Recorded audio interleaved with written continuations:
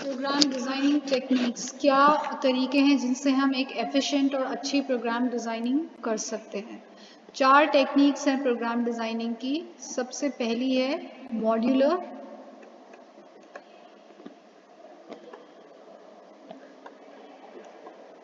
Design. Second design technique है structured programming.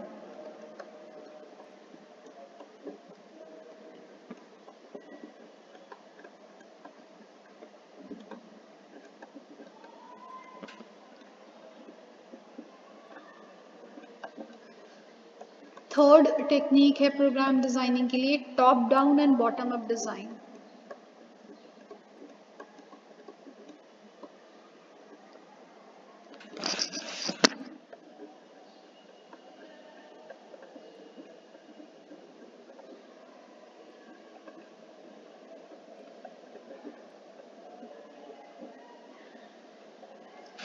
And fourth and the last technique for efficient programming is object-oriented programming.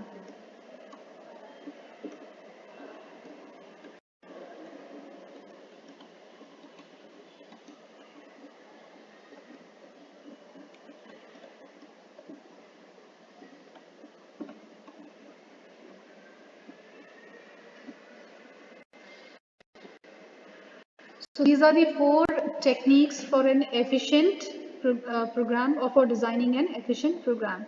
सबसे पहले हम लोग discuss करेंगे modular design.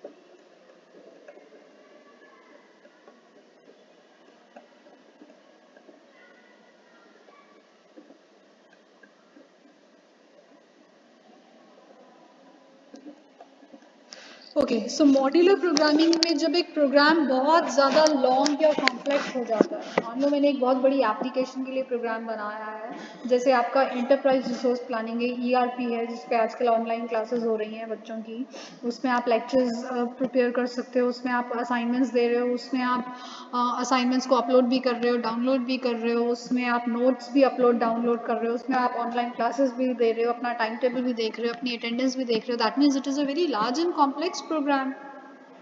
इतना बड़ा प्रोग्राम एक टाइम पे बनाना इज़ नॉट पॉसिबल। तो एक जनरल अप्रोच यही रहती है कि जब कोई प्रोग्राम या कोई भी चीज़ इन जनरल बहुत बड़ी या कॉम्प्लेक्स हो जाती है तो हम उसको छोटे छोटे सब टास्क्स या मॉड्यूल्स में डिवाइड कर देते हैं, एंड देन हम क्या करते हैं, हर मॉड्यूल अपना काम करता है, it does its own task, और उसको हम अलग से सेपरेटली प्रोग्राम करते हैं और उसके बाद सारे मॉड्यूल्स को इंटीग्रेट करके एक एप्लीकेशन सॉफ्टवेयर हम बना देते हैं। So this is the concept of modular programming, कि जब प्रोग्राम बहुत बड़ा और बहुत कॉम्प्लेक्स हो जाए तो उसको छोटे छोटे सब टास्क या सब प्रॉब्लम्स में डिवाइड कर दो, फिर हर सब प्रॉब्लम का एक इंडिविजुअल सॉल्यूशन निकालो, वो सॉल्यूशंस क्या कहलाते हैं, आपके मॉड्यूल्स, फिर उन मॉड्यूल्स को हम इंटीग्रेट करके एक पूरा सॉफ्टवेयर बना देते हैं। So this is the concept of modular programming. तो एक लार्जर या लॉन्ग प्रोग्राम को हम बेसिकली स्मॉलर प्रोग्राम्स में डिवाइड करते हैं, और इन स्मॉलर प्रोग्राम्स को हम क्या कहते हैं,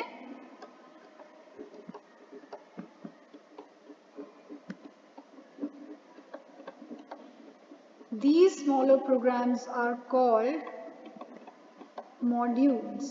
अब हर मॉड्यूल अपना खुद का काम करेगा, पूरे प्रोग्राम का काम एक साथ नहीं होगा, प्रोग्राम के काम छोटे छोटे पार्ट्स में, फिर उन छोटे छोटे पार्ट्स को इंटीग्रेट कर दिया जाएगा एक बड़े एप्लीकेशन सॉफ्टवेयर के लिए। अब मॉड्यूल्स जो हैं वो इंडिविजुअली डिज़ाइन होंगे, टेस्ट होंगे और इंडिविजुअली आपके डिबग भी होंगे। तो हर मॉड्यूल इंडिविजुअली क्या होगा, डिज़ाइन होगा। पूरा प्रोग्राम एक साथ डिज़ाइन नहीं होगा, एक एक मॉड्यूल इंडिविजुअली डिज़ाइन होगा, फिर इंडिविजुअली वो टेस्ट भी किया जाएगा, क्योंकि जब मॉड्यूल बनेगा तो वो प्रॉपरली वर्क कर रहा है या नहीं कर रहा है, वो टेस्टिंग भी हमें मिलेगी। और उस debugging finding out and correcting errors, तो मैं जो एरर्स फाइंड आउट करूंगी और उनको करेक्ट, वो भी इंडिविजुअली हर मॉड्यूल के लिए अलग अलग से किया जाएगा। So this is the concept of modular programming. Now we move on to the structured programming. जो दूसरा अप्रोच है एफिशिएंट प्रोग्रामिंग के लिए, दूसरी टेक्निक है, as I said, is structured programming. तो स्ट्रक्चर्ड प्रोग्रामिंग क्या होता है, वी विल सी दैट।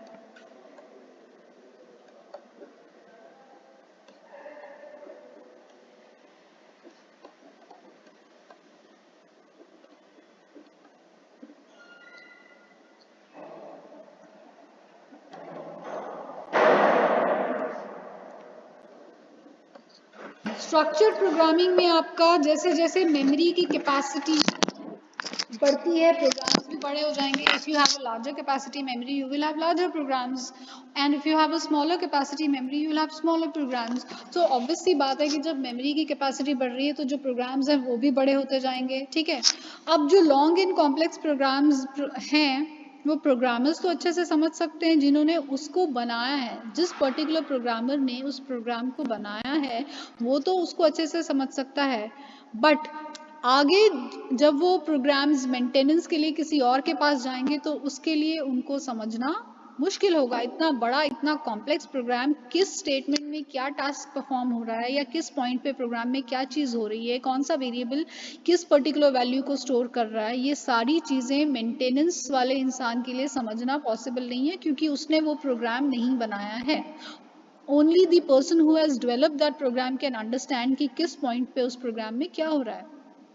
लेकिन प्रोग्राम बनाना काफ़ी नहीं होता अपने आप में। ऑब्वियसली हमने पहले भी डिस्कस किया है कि जब एक प्रोग्राम बनता है या एक सॉफ्टवेयर बनता है तो उसको कंटिन्यूस बेसिस पे मेंटेन करना पड़ता है। अगर ईआरपी का हम एग्जांपल लें, ईआरपी के लिए एक सॉफ्टवेयर बना है तो ऐसा तो नहीं है कि वो बन गया, वो सक्सेसफुली रन हो गया तो उसके बाद फ्यूचर में उसमें कोई चेंजेस नहीं होंगे। With the changing needs, changing environments के साथ उसमें भी चेंजेस होंगे। हो सकता है कुछ नए फीचर्स ऐड हों, कुछ नई फंक्शनैलिटीज़ ऐड हों, या कोई पुरानी प्री एग्जिस्टिंग फंक्शनैलिटीज डिलीट हों। तो this kind of changes in the code, जब हम एक सॉफ्टवेयर में नई फंक्शनैलिटीज़ को ऐड करने के लिए या पुरानी कोई चीज़ या कोई रिडंडेंट चीज़ को डिलीट करने के लिए उसमें चेंजेस करते हैं, उसके डिज़ाइन में, उसकी कोडिंग में, तो उसको हम कहते हैं सॉफ्टवेयर मेंटेनेंस। तो अब डेवलपर तो वो है जिसने उस सॉफ्टवेयर को बनाया है, लेकिन फ्यूचर में जब भी उसको मेंटेन करने की ज़रूरत पड़ेगी, उसकी मेंटेनेंस की ज़रूरत पड़ेगी, तो एक टीम वो होगी जो उसको मेंटेन करेगी। अभी जिसने वो प्रोग्राम बनाया है उसको तो अच्छे से पता है कि किस पॉइंट पे इस प्रोग्राम में क्या हो रहा है। कोई भी प्रॉब्लम आती है तो दैट पर्सन नोज कि हाँ, ये स्टेटमेंट पे जाके चेंजेस करूँगा तो ये प्रॉब्लम मेरी इराडिकेट हो जाएगी। लेकिन जिस इंसान ने उस प्रोग्राम को नहीं बनाया है, और अगर वो प्रोग्राम बहुत बड़ा है और बहुत कॉम्प्लेक्स है, तो कोई भी प्रॉब्लम अगर आती है तो ये आइडेंटिफाई करना कि किस पॉइंट पे ये प्रॉब्लम आई है, या मेंटेनेंस करनी है तो वो मेंटेनेंस किस पर्टिकुलर स्टेटमेंट या किस पर्टिकुलर पॉइंट पे जाके की जाएगी, ये फाइंड आउट करना बहुत कॉम्प्लेक्स हो जाएगा, क्योंकि उसको पूरे प्रोग्राम को, that person will have to go through the entire program for a single change which is not a proper way, और ये बहुत टीडियस हो सकता है, बहुत टाइम कंज्यूमिंग हो सकता है। सो इस चीज़ को ओवरकम करने के लिए क्या किया जाता है, एक टेक्निक यूज़ की जाती है which is known as structured programming. So जब हम एक प्रोग्राम लिखते हैं तो स्ट्रक्चर्ड प्रोग्रामिंग टेक्निक की हेल्प से लिखेंगे, तो ऐसे में डेवलपमेंट के साथ साथ मेंटेनेंस का काम भी हमारा आसान हो जाएगा, and a new person who takes over that particular program और सॉफ्टवेयर, उसको पता चल जाएगा कि किस पॉइंट पे क्या चेंजेस करूँगी या करूँगा तो ये प्रॉब्लम सॉल्व हो जाएगी, या एक नई फंक्शनैलिटी ऐड की जा सकती है, या एक पुरानी या रिडंडेंट फंक्शनैलिटी डिलीट की जा सकती है। सो बेसिक आइडिया क्या है इस टेक्निक के लिए, कि कोई भी पार्ट है जो प्रोग्राम का, उनको 3 बेसिक लॉजिक स्ट्रक्चर्स की हेल्प से आप रिप्रेजेंट कर सकते हो, ठीक है। सो any part of a program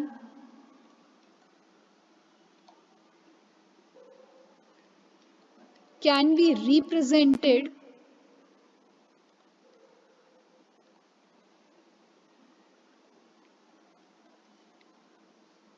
by elements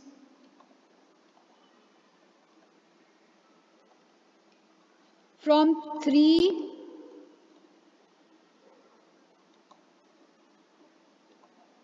basic logic structures. तीन बेसिक लॉजिक स्ट्रक्चर्स हैं, उनकी हेल्प से किसी भी पार्ट को एक प्रोग्राम के हम रिप्रेजेंट कर सकते हैं। अभी ये लॉजिक स्ट्रक्चर्स क्या हैं, लेट्स हैव अ लुक। सबसे पहला हमारा जो बेसिक लॉजिक स्ट्रक्चर है जिसकी मैं बात कर रही हूँ, जिसकी हेल्प से प्रोग्राम का कोई भी पार्ट रिप्रेजेंट किया जा सकता है, वो है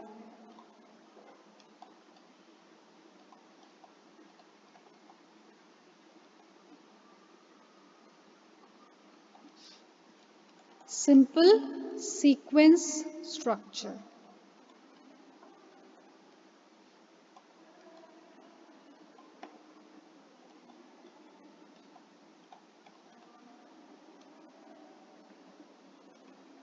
सिंपल सीक्वेंस स्ट्रक्चर का मतलब है एक लीनियर स्ट्रक्चर। लीनियर यानी एक लीनियर वे में जा रहा है, सिंगल लाइन में जा रहा है, जिसमें इंस्ट्रक्शंस और स्टेटमेंट्स एग्जीक्यूट हो रहे हैं एक के बाद एक। ठीक है, सो कॉम्प्लिकेटेड ना हो, एक के बाद एक सारी इंस्ट्रक्शंस लिखी जाएं, जिस ऑर्डर में इंस्ट्रक्शंस लिखी गई हैं उसी ऑर्डर में वो एग्जीक्यूट हो।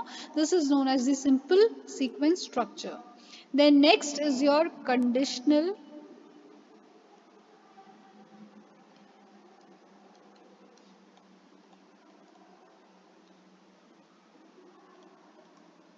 Conditional structure. इस स्ट्रक्चर में कंडीशन को टेस्ट किया जाता है, जैसे हम इफ एल्स लूप देखते हैं, वाइल लूप देखते हैं, टू वाइल लूप देखते हैं। बेसिकली क्या कर रहे हैं, कंडीशंस को टेस्ट कर रहे हैं। सो कंडीशन जो है वो फॉलो होती है ऑल्टरनेटिव प्रोग्राम कंट्रोल पाथ्स के साथ। जैसे मान लो मेरा एक लूप है, इफ एल्स लूप है मेरा, तो मैं कंडीशन चेक कर रही हूँ if a is greater than b। तो इसमें दो कंडीशंस होंगी इसमें, या तो a b से बड़ा होगा, that means a will be greater than b, या फिर a b से बड़ा नहीं होगा, that means in that case वो b से छोटा है। सो या तो ये कंडीशन ट्रू होगी या फिर ये कंडीशन फॉल्स होगी, दोनों में से एक ही चीज हो सकती है, दोनों चीजें तो नहीं हो सकती हैं एक साथ। दैट मीन्स एक ऑल्टरनेटिव पाथ होगा मेरे पास। ठीक है, अगर ट्रू है तो ये है, और अगर ट्रू नहीं है तो ऑल्टरनेटिव पाथ वो है जो फॉल्स वाले लूप, फॉल्स की ब्रांचिंग पे हो रहा है। So I say if a is greater than b। ठीक है, तो this is known as my condition testing. यहाँ पे मैं कंडीशन को टेस्ट कर रही हूँ, चेक कर रही हूँ मेरी ये कंडीशन सेटिस्फाई हो रही है या नहीं है, या मेरी कंडीशन ट्रू है या नहीं है। सो अगर a b से बड़ा है तो दैट मीन्स कंडीशन ट्रू है, तो उस केस में ये वाली ब्रांचिंग पे जो स्टेटमेंट्स हैं वो एग्जीक्यूट होंगी। और अगर a b से बड़ा नहीं है, दैट मीन्स ये कंडीशन ट्रू नहीं है, फॉल्स है। सो इन दैट केस इस वाली ब्रांचिंग में जो स्टेटमेंट्स हैं वो एग्जीक्यूट होंगी। दैट मीन्स अगर ये ट्रू है तो एग्जीक्यूट दीज स्टेटमेंट्स। इन इसको मैं प्रोग्राम 1 कह देती हूँ अगर, तो ये प्रोग्राम 1 एग्जीक्यूट होगा। और अगर ये कंडीशन ट्रू नहीं है, सेटिस्फाई नहीं होती है, so in that case alternative path है एल्स वाला। इफ वाला पाथ है जो हम फॉलो करना चाहते हैं अगर कंडीशन ट्रू होती है, और एल्स वाला पार्ट है जो ऑल्टरनेटिव पाथ है जो चूज होता है जब वो कंडीशन ट्रू नहीं होती है या सेटिस्फाई नहीं होती है। सो उस केस में मान लो हम प्रोग्राम 2 एग्जीक्यूट करेंगे। So this is known as the conditional structure.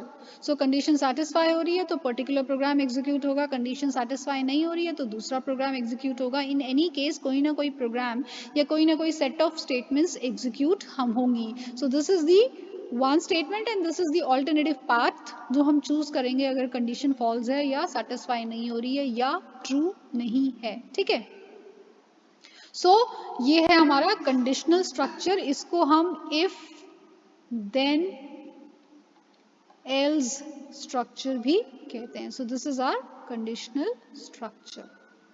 सो पहली चीज है कि स्टेटमेंट्स को सिंपल रखें और हम सीक्वेंशियल मैनर में उनको एग्जीक्यूट करवाएं, यानी कि जिस ऑर्डर में वो लिखी गई हैं उसी ऑर्डर में वो एग्जीक्यूट हों।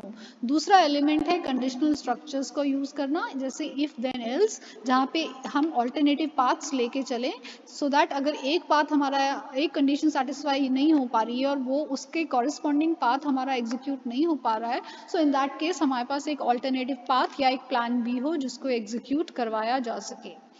The third basic element is your loop structure. Loop structure जैसे हमारा फॉर लूप होता है जहाँ पे इटरेशंस होती हैं। इटरेशंस का मतलब कि सेम स्टेटमेंट्स हमारी रेपिटिवली एग्जीक्यूट हो रही हैं जब तक हमारी कंडीशन सेटिस्फाई हो रही है। तो लूप स्ट्रक्चर बेसिकली क्या है, जिसमें कंप्यूटर चेक करता है कंडीशन को। अगर वो कंडीशन ट्रू होती है तो प्रोग्राम की स्टेटमेंट्स बार बार एग्जीक्यूट होती हैं, और जब वो कंडीशन फॉल्स हो जाती है तो वो लूप के अंदर कंट्रोल जाना बंद हो जाता है और उस पर्टिकुलर प्रोग्राम की स्टेटमेंट्स एग्जीक्यूट होनी बंद हो जाती हैं। एग्जाम्पल है इसके for loop, do while loop या while loop. So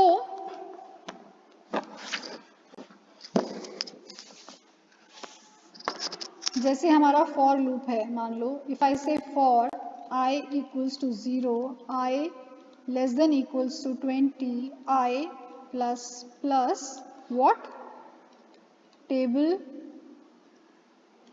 equals to num into I, print f percentage d table। सो अगर मैं कोई नंबर का टेबल जनरेट कराना चाहती हूँ तो उसके लिए फॉर लूप लगा के यही दो स्टेटमेंट्स एग्जीक्यूट की जाएंगी। तो जब तक मेरा मान लो मैं 10 तक टेबल जनरेट करना चाहती हूँ किसी नंबर का, तो कंडीशन क्या होगी कि that number will start with 0 with 1 and it will be go up to 10, यानी कि less than equal to 10। Maximum जब वो 10 तक पहुँच जाएगा उसके बाद ये स्टेटमेंट्स एग्जीक्यूट नहीं होंगी। तो जब तक मेरी ये कंडीशन सेटिस्फाई हो रही है इस पर्टिकुलर लूप के अंदर की स्टेटमेंट्स कंटिन्यूसली एग्जीक्यूट होती जाएंगी। जहाँ ये स्टेटमेंट सेटिस्फाई नहीं हुई, फॉल्स हो गई, वहाँ मैं इस लूप के अंदर जाऊंगी नहीं और ये स्टेटमेंट्स एग्जीक्यूट नहीं होंगी। So these are the 3 basic elements for an efficient programming. ये बेसिक एलिमेंट्स है sequential programming approach, then your structured programming approach and your loop structure.